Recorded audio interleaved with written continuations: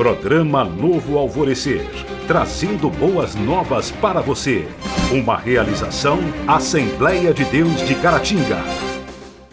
Meus irmãos, a paz de Cristo para você. Esse é o programa Novo Alvorecer, continuando o nosso trimestre da Escola Bíblica Dominical, onde nós abordamos aqui toda terça e sexta-feira o assunto da lição de escola dominical da semana. A lição que nós estaremos estudando hoje é a lição de número 9, um tema extraordinário, onde nós estaremos estudando aqui sobre o objeto mais importante do tabernáculo, que era a Arca da Aliança.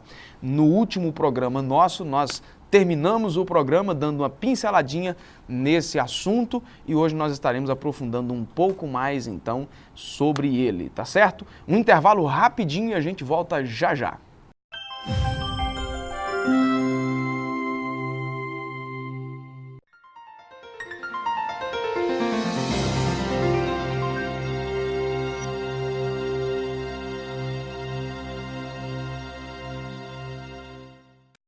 Continuando o programa Novo Alvorecer de hoje, nós estaremos estudando a lição de número 9, ministrada nesse próximo domingo, dia 2 de junho de 2019. O tema da lição é a Arca da Aliança. O textuário da nossa lição é Êxodo, capítulo 26 e versículo 33, que diz: pendurarás o véu debaixo dos colchetes e trarás para lá a Arca do Testemunho, para dentro do véu. O véu vos fará separação entre o santo e o santo dos santos. A verdade prática diz que por meio de Jesus Cristo podemos encontrar-nos com o Deus santo e misericordioso. A leitura bíblica em classe, que é o assunto onde está registrado o assunto que nós estaremos trabalhando aqui, então, é Êxodo capítulo 25, do versículo 10 ao versículo 22. Para me ajudar aqui no comentário de hoje, estou recebendo aqui o presbítero Edivaldo mais uma vez e também o Joás Inácio. Bem-vindo mais uma vez, senhores. Amém. Aí temos a introdução da lição, né, que nós estudamos até aqui, de maneira compartimentada, o espaço do tabernáculo. E agora, então, nós estaremos estudando aí um objeto em si, um móvel, um utensílio, né? Já passamos aí pelo pátio, pelo lugar santo, pelo santíssimo lugar, que foi a nossa última lição, e aí dentro do santíssimo lugar estava esse objeto que nós estaremos estudando aí, que é a Arca da Aliança. Vamos começar com você, Joás, na sua introdução. Na aula passada nós vimos o lugar santíssimo, né? A gente até fez algumas analogias aí, referindo ao texto de Paulo lá em Efésios, né? Da largura, profundidade, né? Fazendo referência à graça de Deus, né? A graça pela expiação de Cristo, né? E nessa lição ainda estamos no lugar santíssimo, né? Só que agora a gente vai olhar para a Arca do Testemunho, a Arca da Aliança, né? Vai ser uma lição bem interessante, né? E Edivaldo? Na nossa casa, a gente sempre tem aquele utensílio que a gente considera o mais importante, né? E na casa de Deus, que é o tabernáculo, tinha um utensílio que ele tinha um destaque, e hoje nós vamos ver por que esse destaque da Arca da Aliança. Rapaz, e como nós somos crentes, você falando aí que nós temos o móvel mais importante, eu pensei exatamente no fogão lá de casa. Na sua casa eu acho que é a churrasqueira, hein? Churrasqueira. Tá dentro do mesmo... Está dentro do mesmo contexto. Vamos lá. Alguns nomes da arca, cofre, casa de madeira, baú e tal, nomes de arca, né? Nas escrituras sagradas, diferentes nomes identificam esse precioso objeto: a Arca de Deus, a Arca do Senhor, a Arca da Aliança e do Testemunho.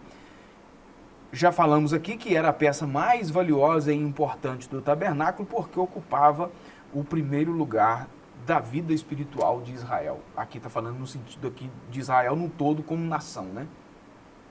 É interessante que esses nomes aí, né, todos vêm no sentido de valor mesmo, de algo que guarda um valor muito grande. Até o sentido de cofre.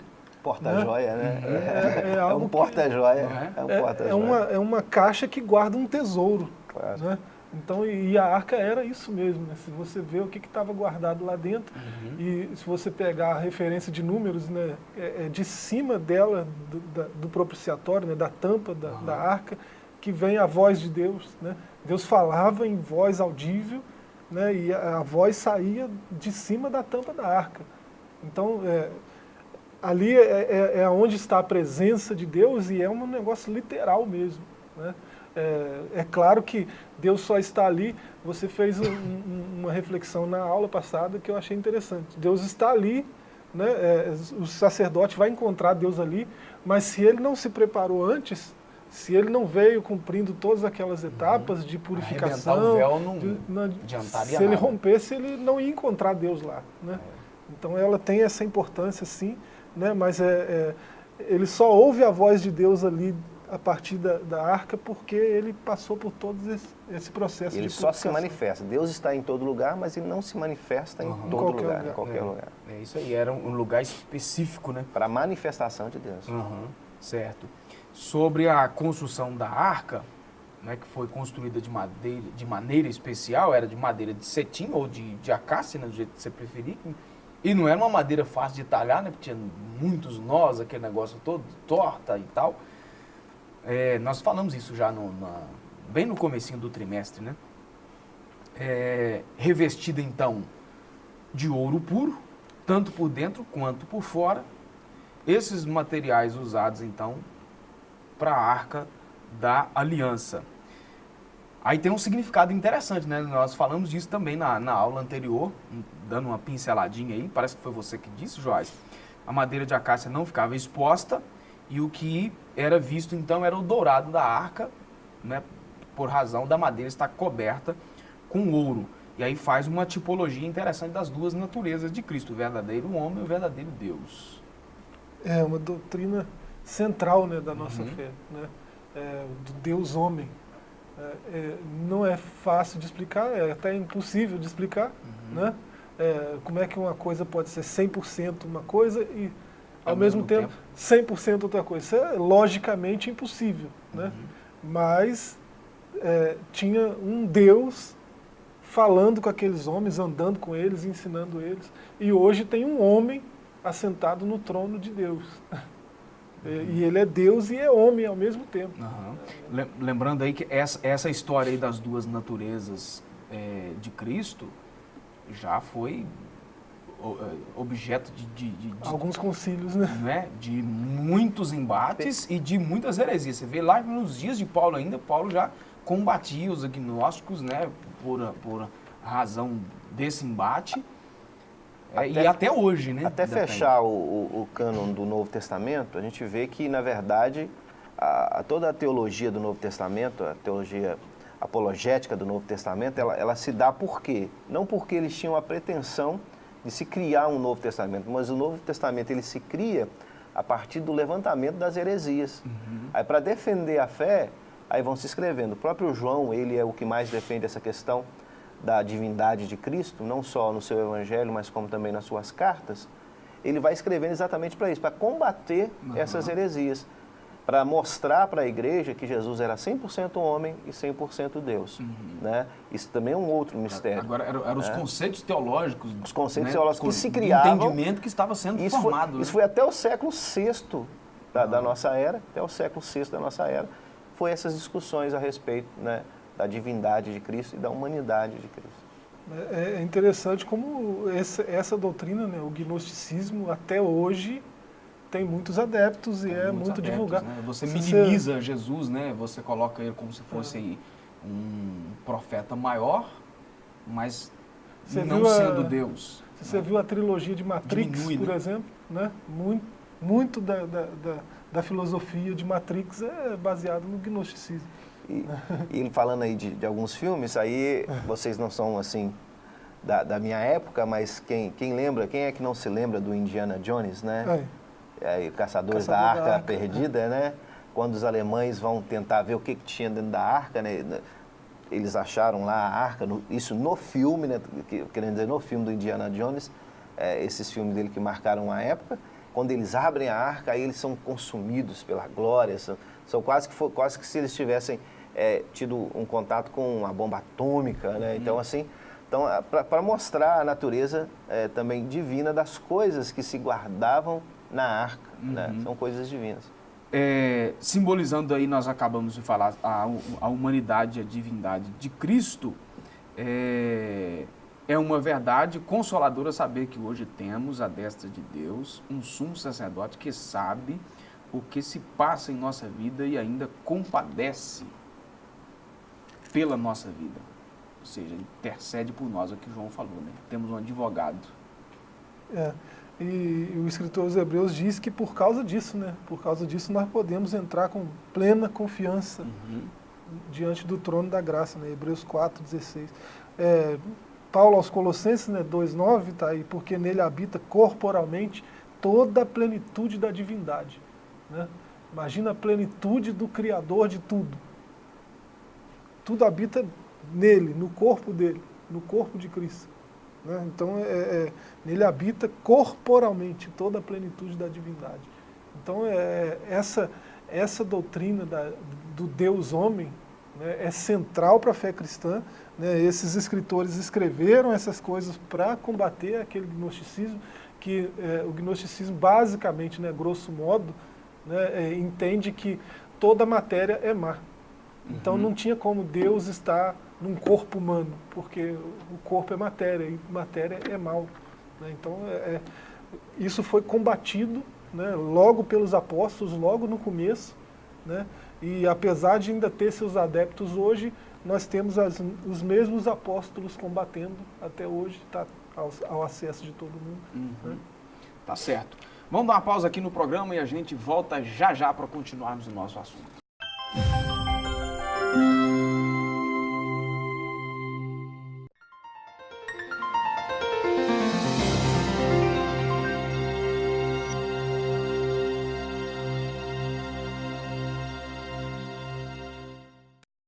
Continuando o programa Novo Alvorecer de hoje, você que ligou a sua TV agora, nós estamos estudando aqui sobre a Arca da Aliança, um assunto do nosso trimestre da Escola Bíblica Dominical.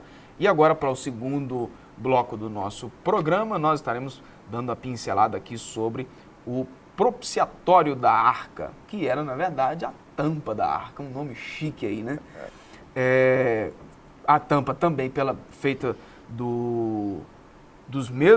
da mesma matéria, né, do restante da arca, madeira de acácia, revestida de ouro, denominada aí de propiciatório, era adornada com a figura de 2 querubins de ouro, um em frente ao outro. Quem frequenta a igreja aí há muito tempo já deve ter deparado com algumas réplicas por aí que uma opinião minha agora, vocês não são obrigados a concordar comigo, eu acho um besterol danado esse negócio de ficar aí com réplicazinha de arca por aí, mas quem quer fazer também, não vou falar que é pecado, mas eu acho besterol. Os querubins, então, um de frente para o outro, aí em cima da Arca da Aliança. Suas asas permaneciam abertas e voltadas para o centro. Era uma obra, com certeza, belíssima. Vamos começar contigo, esse bloco contigo, Edivaldo. Nós falávamos de Oliabe, né, e do seu companheiro. Exatamente, a criação é uma obra de arte, mas toda essa pompa tinha um simbologismo. Um simbolismo, né? Um simbolismo do que queria representar. Os querubins ele representavam a segurança de algo valioso que estava por dentro. Então, de proteção. Qual é a maior proteção hoje para a gente aplicar isso já para nós? Então, assim, nós temos tesouros, né, guardados em vasos de barro, para mostrar que a essência do que está dentro, que é importante. Usando aí o texto de Paulo, né? Fazendo essa analogia e essa comparação. Então, nós temos que guardar. Guardar o quê? Guardar a presença de Deus, né? Guardar a presença de Deus na nossa vida. Então, acho que isso fecha, com certeza, essa questão da tampa, de resguardar, né? O inimigo, ele anda ao derredor, né? Procurando a quem possa tragar, mas o anjo do Senhor acampa ao redor, né? Então, nós temos que ter essa percepção de que nós somos preciosos para o Senhor. Essa palavra propiciação, né? De tornar propício, né? No texto de Hebreus, né, tá o comentário aí, tem um significado de trono de misericórdia, né? Vai apontar para o valor do sangue do Cordeiro, né, que foi quem trouxe essa misericórdia ao nosso acesso, né, onde se manifestou toda a misericórdia de Deus em nosso favor. A expiação já fala disso, né? O sacerdote está ali porque é o dia da expiação, né? Então, só nesse dia ele pode entrar dentro do Santo dos Santos, estar diante da arca e, conforme o texto do capítulo 7 de Números, ouvir Deus falando com ele, né? Ele ouve Deus falar através do propiciatório, né? Só acontece porque é o dia da expiação. Expiação é esse preço que é pago por um delito. Né? A expiação anula o efeito do delito. Né? Se eu cometer tal ato, eu vou pagar tal pena. Né? Aí vem a expiação, né? Eu faço isso, não preciso pagar a pena. Né? O perdão do delito. Eu dou 6 cestas básicas e estou livre da pena. Né? É um tipo de expiação. Né? Expiação é um termo jurídico, né? E hoje existe ainda. Não é um termo bíblico, não é coisa de teólogo. Né? Então, a palavra propiciação aponta para isso, para a misericórdia de Deus. Graça, né? Nós alcançamos perdão por causa da graça, da misericórdia, o hesed, né? Sobre a simbologia, nesse sentido, então, era cobrir algo valioso. Nós já falamos aí umas 3 vezes o que desse algo valioso dentro, que era, na verdade, o que ficava dentro da arca, as tábuas da lei, a vara que floresceu, a vara de Arão, e um vaso com o maná do deserto. Né? Tudo isso aqui muito interessante, mas o que mais me chama a atenção nisso aqui é a vasilha com o maná do deserto. Provisão. Porque no deserto, apenas o que caía num dia, e ele não se perdia de um dia para o outro, era só o que caía na sexta. Salvo na sexta, né? Não é? Só o que caía na sexta, porque no sábado não caía. Então, dentro da arca, ele se conservava. Que coisa fantástica. Olha como que Deus faz as suas coisas, né? Então, o valor disso aqui é extraordinário. Tremendo, né? Falando do sagrado, no próximo tópico nós vamos falar mais precisamente, mais com profundidade, mas se tratando de coisas sagradas. As coisas sagradas, elas precisam ficar bem guardadas. As coisas sagradas, elas precisam ficar bem escondidas. Você não deve expor o sagrado, principalmente para aquele que ainda não tem essa compreensão, a revelação do que é o sagrado. E hoje eu acho que o sagrado, ele tem sido muito banalizado. A palavra certa seria essa, banalizado. Pessoas que não têm condição nenhuma de se lidar com o sagrado, estão apanhando mão do sagrado. Aí entra aqui que nós falamos, se dizendo que ouvindo Deus e não estão ouvindo Deus nada, se dizendo que são de Deus e não são de Deus nada, não conhecem a Deus, não veem a Deus, achando que podem fazer aquilo que se tem que ter um contato com o sagrado, tem que se envolver, passar por todo esse processo que nós já falamos aqui ao longo das lições, para chegar no sagrado. Mas já estão dando aquele pulo direto no sagrado e infelizmente, trazendo maldição para si. Para nós fecharmos aí, Joás, sobre a simbologia dos querubins, que eram representações aí simbólicas, né? Da majestade divina, da deidade do Todo-Poderoso. São seres também que aparecem nas visões de profetas, né? Como por exemplo do profeta Ezequiel, na visão de Paulo. A função básica deles era proteger o trono de Deus. Por isso a imagem dos querubins reflete um aspecto protetor, ressaltando o compromisso deles de guardarem a lei de Deus. Os querubins têm essa figura de proteção, né? É interessante que você vê a figura deles não está só aí na arca, né? Está também lá no véu, lá fora.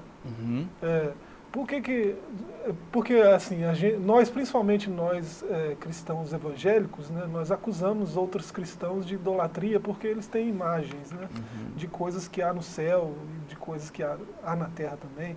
E há essa proibição lá em Êxodo 20, não fazer imagem de escultura de nada que há no céu, nada que há na terra. Mas a proibição não é de fazer a imagem, é não fazer para fins de adoração. Adorar. Então, como é que aqui... Porque se fosse só proibição de fazer as imagens, né, não podia ter esses querubins aí. Né? Eles estão ali porque eles não estão ali para ser adorados, eles estão ali para mostrar um símbolo de proteção. Né? Deus ele protege as coisas sagradas, né? Os querubins estão ali para proteger as coisas sagradas. Né? Tem 3 coisas ali dentro dessa caixa que são, devem ser lembradas pelo povo de Deus para sempre, né? Que é a sua provisão, né? Ele proveu o maná, né? Abriu janelas dos céus e os homens comeram pão dos anjos, como diz Asaf no seu salmo. Né? Então é sinal da provisão, os querubins estão guardando.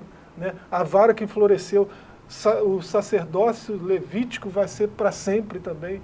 Né? Tá ali um símbolo disso, né? O símbolo do sacerdócio. E tem as tábuas da lei. Né? Essa palavra tem que estar sempre no coração de quem anda com Deus. Uma segunda cópia, né? São 3 símbolos tremendos que estão ali dentro e tem que ser guardado. Uma segunda cópia das tábuas da lei, feita pelo próprio Deus, que a primeira Moisés teve a audácia de ficar tão nervoso e quebrá-las. Nós vamos a um intervalo e a gente volta já para nós finalizarmos esse assunto. É rapidinho, não sai daí.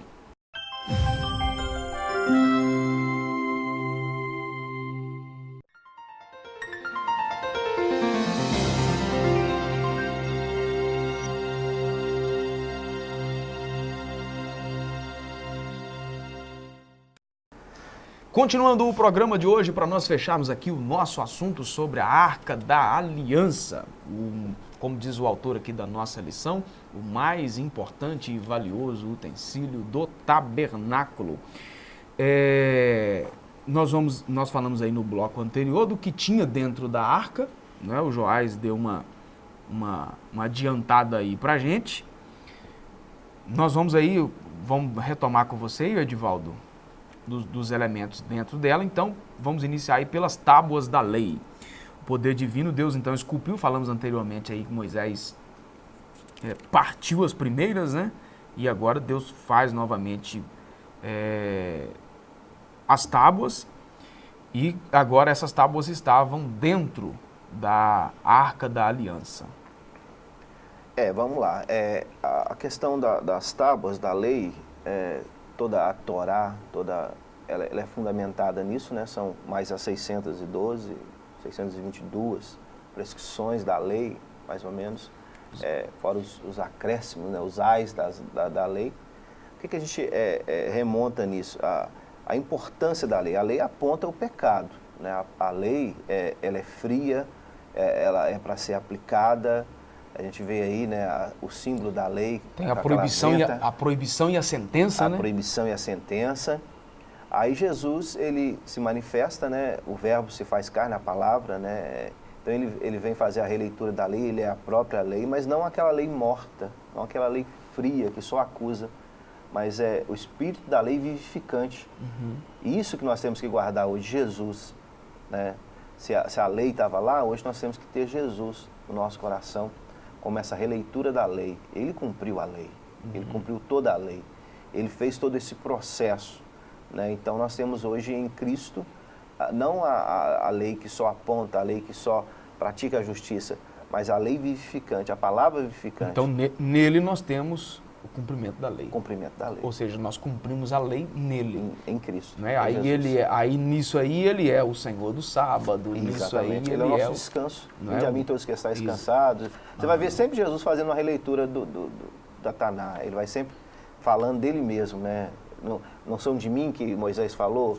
Vocês não viram eu lá na lei? Vocês não conseguem me enxergar lá? É de mim que elas falam, entendeu? Então Jesus está sempre fazendo essa alusão à própria lei, porque ele é a lei.